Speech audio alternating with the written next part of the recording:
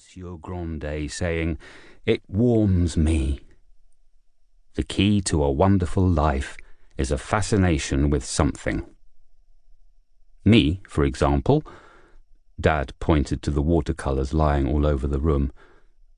They were done in a very traditional style, properly composed but lacking all vitality. The paintings reflected the lightning outside like a set of flickering screens. I'm fascinated with painting, even though I know I can't be Van Gogh. That's right. Idealists and cynics may pity each other, but they're really both fortunate, Mum mused. Ordinarily all business. My mother and father had turned into philosophers, as if it were their own birthday we were celebrating. "Mum, don't move." I plucked a white hair out of my mother's thick black mane. Only half of it was white, the other half was still black. Dad held the hair up to the light and examined it. Against the lightning it shone like a lamp filament. "As far as I know, this is the first white hair your mother has had in her entire life, or at least the first that's been discovered." "What are you doing? Pluck one and 7 will grow back," Mum said, giving her hair an exasperated toss. "Really? Well, that's life," Dad said. He pointed to the candles on the cake. "Suppose you take one of these small candles and stick it into a desert dune. If there's no wind, you may be able to light it. Then leave. What would it feel like to watch the flame from a distance? My boy, this is what life is. Fragile and uncertain, unable to endure a puff of wind."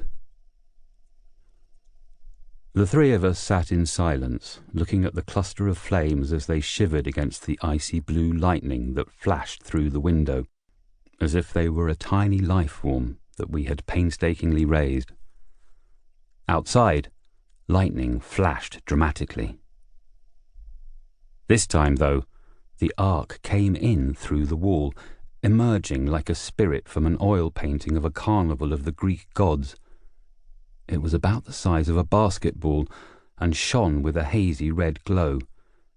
It drifted gracefully over our heads, followed by a tail that gave off a dark red light.